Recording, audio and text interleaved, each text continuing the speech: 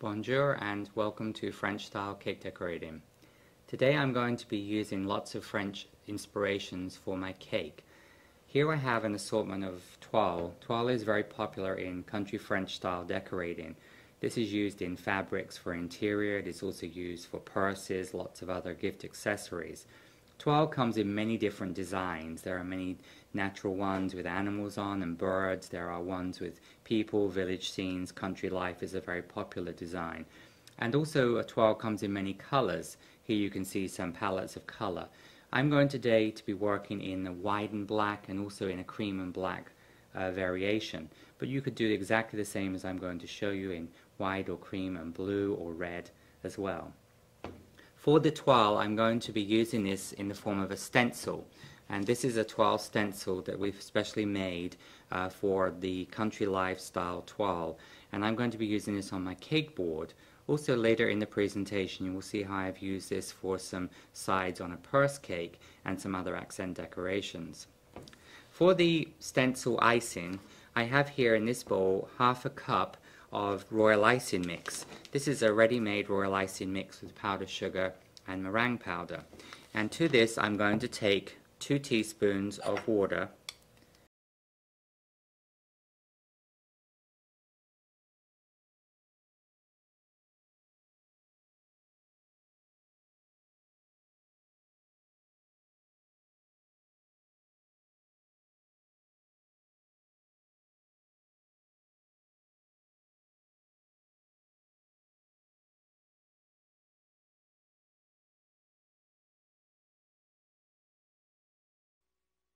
Once I have combined the royal icing mix with the water, you will end up with just a fairly firm consistency royal icing. But all I'm going to do here is just combine this together for a few seconds. We do not have to mix this on a mixer because I want to have this fairly smooth and creamy, but also not to incorporate too much air, so it needs to be fairly dense. I'm now going to add some color. I'm using a black gel color, and you're going to need probably about 15 drops of this. Depending on the color depth you need to require and also the certain colors you are using, you may need more or less color than I'm using. If you were doing a blue, like a navy blue, probably wouldn't need quite so much. And of course the toile does come in pastel colors like pink and baby blue as well. But I'm going to mix this through. Now as you can see, when we add the color, this will also make this mixture much softer. If you are doing a more of a pastel colored mixture, you may need to add 1 or 2 drops of extra water to get the consistency. And this is going to be perfect. You can see it's soft peak consistency. The peaks will fall over and it has a fairly wet, shiny look. And this is perfect for stencil application. Once this is being combined together, this is best to use straight away. So now we're going to move on to actually do the stenciled board. For the toile board, I have rolled out some fondant. This is approximately between 1/4 and 1/8 of an inch thick. Here I'm working with white fondant. This could also be ivory or cream color or another base color totally. The stencil I'm using can be used up to a 14-inch size diameter cake board. This is a 10-inch size board. I put a little bit of piping gel onto the surface of this. Once I have rolled my fondant out, I will then roll this up onto my rolling pin. When rolling out, try to use just a minimal amount of powdered sugar because you don't want to dry the surface of the fondant out that we're going to apply the stencil to. Then I will take my fondant smoother. I will just smooth over the board to make this nice and smooth. Then taking my mini palette knife, I'm now going to trim off the excess. Don't worry too much about doing this perfectly because we will retrim this once we have finished with the stencil. So I'm going to just trim off the excess fondant from the edge of the board. And then we can now take our stencil. The stencil has several designs on, and as I explained, this could be used up to a 14-inch size cake board. You place the stencil where you like the design onto the board, and then I will take my fondant smoother and I will just gently go over with the fondant smoother. So what this is going to do is going to just press this into the fondant. Don't press too hard because you don't want the fondant to squash up through the stencil. but just a small amount to hold that into place. Now taking my stencil icing, I'm going to now apply this to my area just with a spatula. You can use an angled spatula or you can just use a straight spatula. And I usually just work in sections, bringing the paste, the icing, to the side.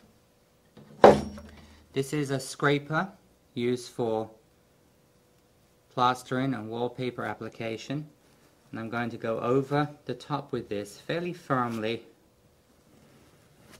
to scrape off all the excess. You can see I'm putting quite a bit of pressure on, and you want to just trim off and get rid of the excess icing. And I'm just using a wet towel here just to wipe the edge of this, so you almost get a nice smooth finish. But you need to have a good pressure here, and then we will just continue with the remaining part.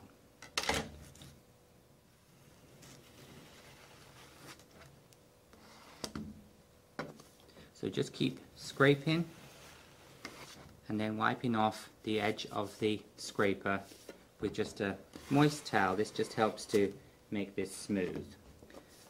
Now this could be done with any colored stencil icing.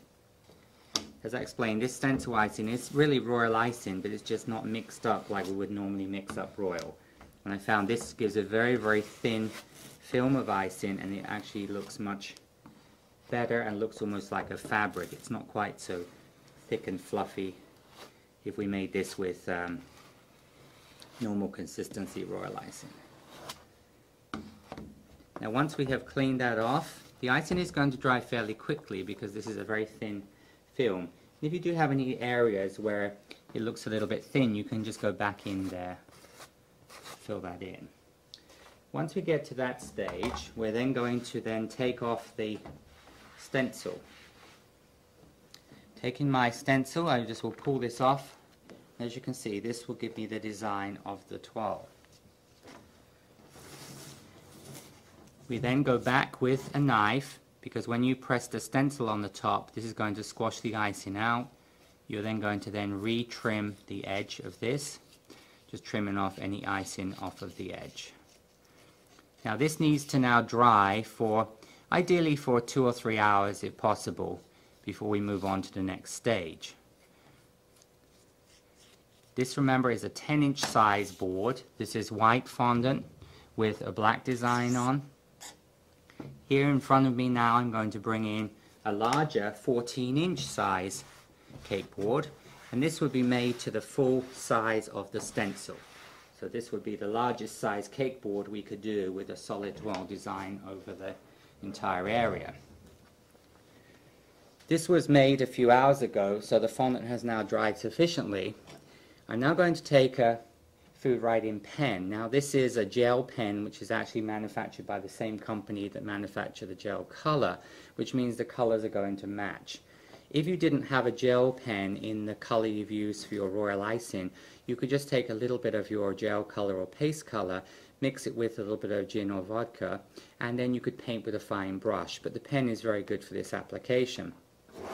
What I'm going to do now is I'm just going to go in with the pen, and you can just add some little accent. You can do some little dots here, like for example here, the man on the bridge. You can just do some little extra pieces of grass here. Because this is a stencil, this has some little areas where we can just go to town with your pen. So you can just do some little branches coming off from the tree here. You can also add little accent decorations, like for example around the roof here you could put little dots. When we are doing other areas here, we could just again put like a little accent decoration onto here. Do not worry too much about this, it's just a fine detail. This will just give a little bit of extra detail to the design. But this really is better if the fondant has dried for 2 or 3 hours, because this will then enable the fondant to be dry, and you'll find then it's going to make it much easier to sort of do this design with the pen onto the surface. So as you can see here, like on the branches, we have the nice little extra branches. It just gives a little bit of added detail to the French toile design. This is now ready for the cake to go in place on top of it.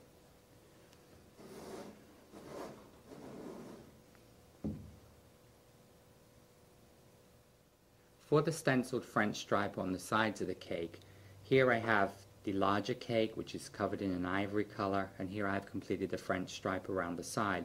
I'm now going to show you this on the smaller white cake that I demonstrated earlier.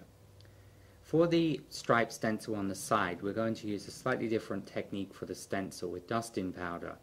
Because we are making a bandage or a strip to go around the cake, fondant on its own will be a little bit too soft. So what I'm going to do is I'm going to take a little of my Tulips powder and add that to my fondant. Now taking my 8 ounces approximately of my fondant I've covered my cake with, so this could be either in white or in ivory or color of your choice. Then I'm going to take to this 1/4 teaspoon of Tulips powder.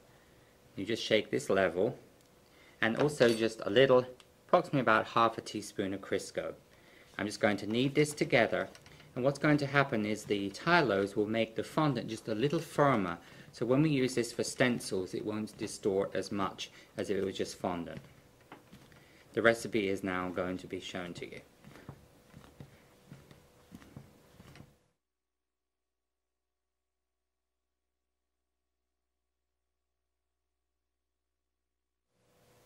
Once you have combined the rolled fondant, Tulips powder and Crisco together, you need to leave this in a plastic bag for about 15 minutes so the Tulips will activate with the rolled fondant. After about 15 minutes, this means the fondant will be a little firmer. I use this paste for many different things. You can use this when you're putting paste into molds, and if for example you're using a silicone mold to match the color of your cake, it will ensure that you have the same perfect color match, but it will be a slightly firmer paste. Generally I take a little bit more Crisco when I roll this, and I've taken about 1/3 of my paste. Depending on how large your cake is, depends on how many of these strips you will need to make. I will roll my paste into a sausage, and the sausage needs to be about the size of my rolling pin. This is an XXL pin. And I'm now going to roll this into a strip that needs to be about 4 inches wide. I'm going to be rolling this through the pasta machine, so that will take care of the length, but I need to make sure that this is at least 4 inches wide. This will be my stencil I'm going to use, and this needs to be big enough so we actually will be able to create the 4-inch depth of the stencil. You can use a little cornstarch if you need to, but try not to use too much cornstarch because, like when I used the stencil for the cake board, this will dry out the surface, and it then means the stencil doesn't stick to it and you'll have problems with dustiness. So this is now being rolled out. As you can see, this is approximately about 7 inches, but the important thing is here is the width. It needs to be at least 4 inches wide because the pasta machine will make this much longer. Now I will go on to my pasta machine. I have my pasta machine set on the thickest setting. This is actually on setting number 1. The advantage of using a pasta machine, it will mean that all the paste will be the same thickness. Now we'll put this through my pasta machine, and as you can see, out will come my strip of paste. So when we are doing this around the cake, every piece I use is going to be an identical thickness. Once this comes out of the pasta machine, I'm then going to lay this onto my table. I want to dust just a little cornstarch on the underneath of this so the paste will move freely, but not putting any cornstarch on the top because we actually want the stencil to stick to the surface. Also on the stencil, it doesn't matter which side you use. So you're going to place the stencil, let's line this up, so as you can see this will cut out will make my design the full length. And then with my smoother, just like I did before, I'm going to just press this fairly firmly into the design. So this will actually sort of stick the stencil to the paste. And that is why if we use cornstarch, you will have problems with the stencil moving on the surface. Now I'm going to take some charcoal black dusting powder. The reason I'm using a powder color here and using this dry rather than using a stencil icing like I did for the toile or a liquid color is this has to be handled straight away. If we were using the icing stencil mixture, you will find that then you would smudge this with your fingers. when you are using stencil pieces that you're going to handle, like for example bows and drapes or other designs, you can use this mixture of method using dusting powders. So I will just continue dusting. I'm using a flat brush here, and I will just brush this down the surface, trying to get this fairly even.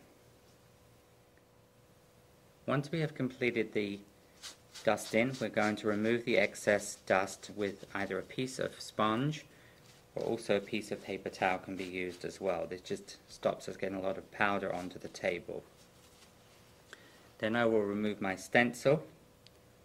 This will give me my stencil design. Taking my mini palette knife, I'm now going to cut this along the bottom. Sometimes you will have little areas where you have a little loose dust. Occasionally there will be an area of the stencil where it won't stick. But this can be cleaned up with a Q-tip with some alcohol on, and we can actually just take that dusting powder off once it's in place. I'm going to trim the edges here. I will just go along and trim with my mini palette knife. Now this design could be made as deep as the cake, which is 4 inches. But what I'm actually going to do here is I'm going to divide this into 2.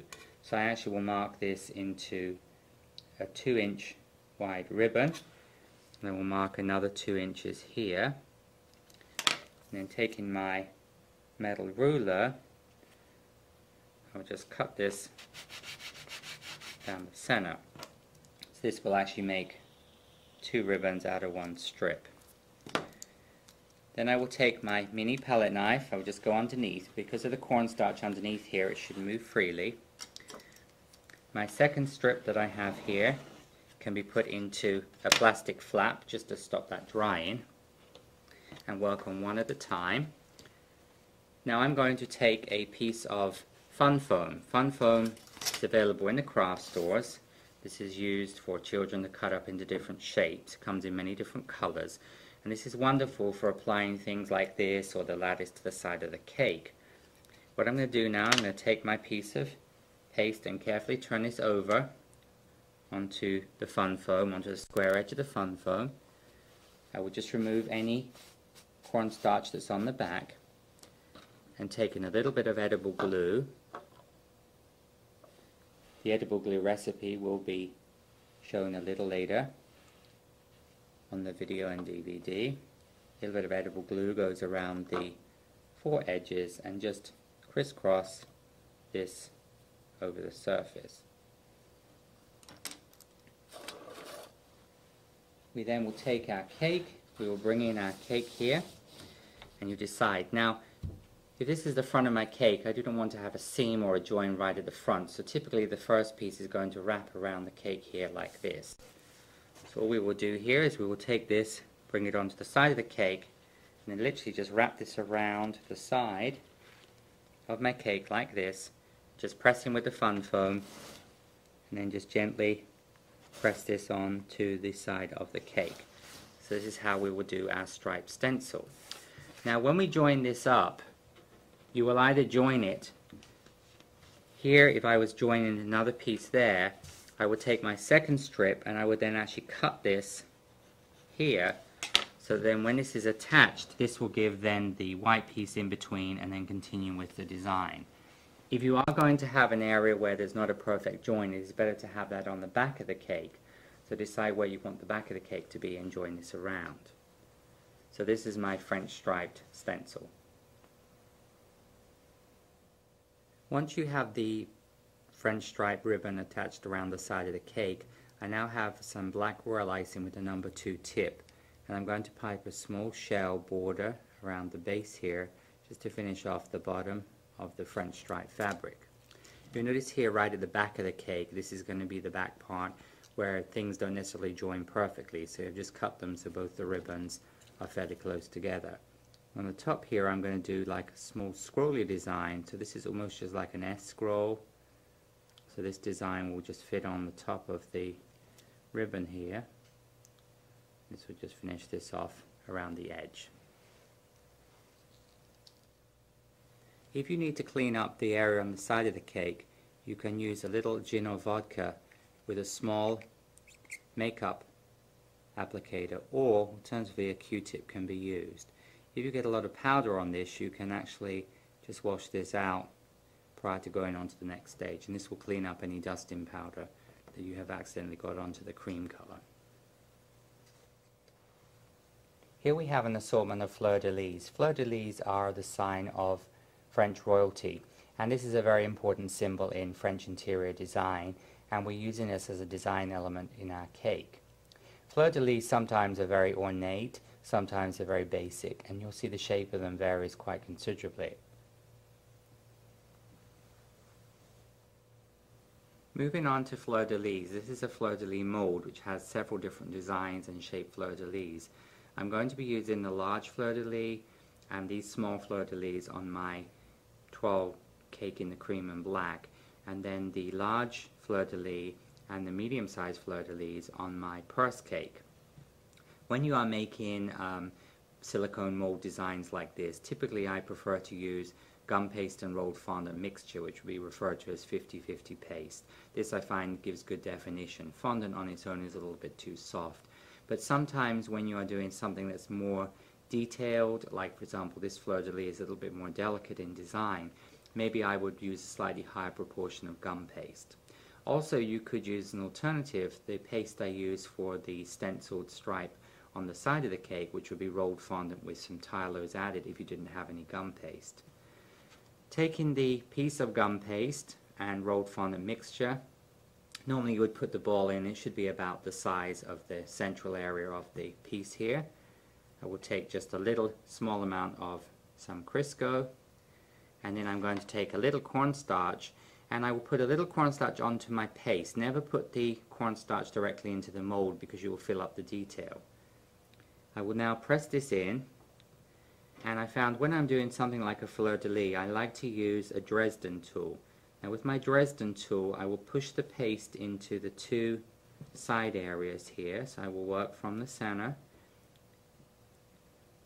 The whole objective of doing something in a mold is not to have to spend time when you take it out of the mold cutting off excess paste or trimming off the ends. So I always try and keep within the perimeter. If you find you have a little too much paste in here, you can just take your scissors and you can just trim this off with your scissors so that this will be level with the top of the mold. The other side of it is if you are making a design where you don't have enough in the mold, then you can add a little bit more. Like here, for example, in this part here, if I needed to add just a little bit more paste, we can do this very easily from the back without actually having a join or a seam. Once we have got this into the mold, if you are making several designs, you could go ahead and fill the other ones. It doesn't harm the paste staying in the mold for a few minutes, and then you just will flex the mold and out will come your fleur-de-lis design. So this will give me my fleur-de-lis. And just push into detail, so this will be my fleur-de-lis. This will go on to, I find a piece of fun foam works very good for this. You just put it onto a piece of fun foam like this to dry. This one here I have is already dried. I made this a few hours ago, so this can be now painted. When I paint with gold and silver, I'm showing you some gold, but we also have used silver on the purse cake. First of all, I'm using a gold highlighter. This is a gold powder. The way I have found easiest to work with this product is to mix this with some Confectioners Glaze. The Confectioners Glaze is what I will be using later in the video and DVD on the tulip leaves to make them shiny. So the glaze comes, and I will just put a little bit of glaze into something disposable. It's a little souffle cup, so I just have a small amount of glaze in here. You can either use a disposable brush like this one, which can just be thrown away when you finish with the glaze, or you can use a paintbrush, and then this product is a Glaze Cleaner, which is a thinner, and this is an acetate type of acetone cleaner, and you can use this product as well to clean the brush. I have some of the gold powder here, so I will just add some of this to the glaze until I get a fairly thick mixture, and I can then paint this onto the design. So you can see how you mix this up. The thing I like about using this method for gold painting is the fact that when this is finished, the glaze takes 10 to 15 minutes to dry, and we can handle this without any worry of the gold coming off. If you are using lemon extract or other types of methods, what will happen is that you have to, when you handle them, the gold will come off very, very easily. So this is excellent when you are painting designs that you are going to use on a cake that you want to be able to handle very easily. Just mix the gold or silver with the Confectioners Glaze. This is full strength glaze, and use this to paint over the design. Once the Fleur-De-Lis has been painted gold or silver, you need to leave this for 10-15 minutes so the glaze will dry. So as you can see now, when I handle this, it will be very easy to handle. The gold will not come off. To attach this to the cake, you will take some fondant the same color as your cake. So this is an ivory colored fondant, and I have just softened this with a little bit of edible glue. The edible glue recipe that I'm using several times during this presentation will be shown at the end of the tape or DVD, with the recipe also for gum paste. But taking a little bit of the fondant, I've softened it with a little bit of edible glue, and then I will use this as a strong glue, especially with the Fleur-De-Lis I've put on the top of the cake and the side of the cake. This makes a nice strong bond, so a little of this goes onto the piece here, and I will then take this and just position this on top of the cake. And also I have positioned some small Fleur-De-Lis which were also made from the same mold on the side of the cake, and I have done those on one of the ribbons and then left 2 ribbons and then the next one. So there's actually 7 of those around the side of this size cake. We carry several different styles of lettering in our collection. Today I'm going to be using a script style. This is available in a set of 4 cutters, which are the capitals and numbers, and also available separately there is the lowercase letters. When I use these lettering pieces, I'm going to use gum paste or Tylose paste. This I have is colored black with the black gel color. I've rolled out the paste, and I need this to be rolled out into a strip a little bit wider than the strip of the cutter. When rolling this out, because we're working with black, try not to use too much cornstarch on the top surface. This can also be put through a pasta machine, and it needs to be fairly thin. But once we've rolled the paste out, make sure the paste is moving freely. Then we will take the piece of paste and place this like shown. So then I will take my cutter. Now I'm going to first of all cut out the letter A, so I will place the letter A across the strip. Press down, go around in a circular movement. So when I take this off, this will cut out the shape. Using a straight pin, I will just remove the little piece from the inside of the A, and I will just flick with my cutter. And normally I put these onto some of my fun foam. This makes it very easy to arrange them. Then I will move on to, now using lowercase, I need a letter M. So I'm now going to cut out a letter M. Again, same technique. Now if you have trouble with the paste sticking in the cutter, it'll either be that your paste is a little bit too thick or that your paste is stuck to the board. So you need to make sure the paste is moving freely on the board and that it isn't going to stick down. Then I will now need an O.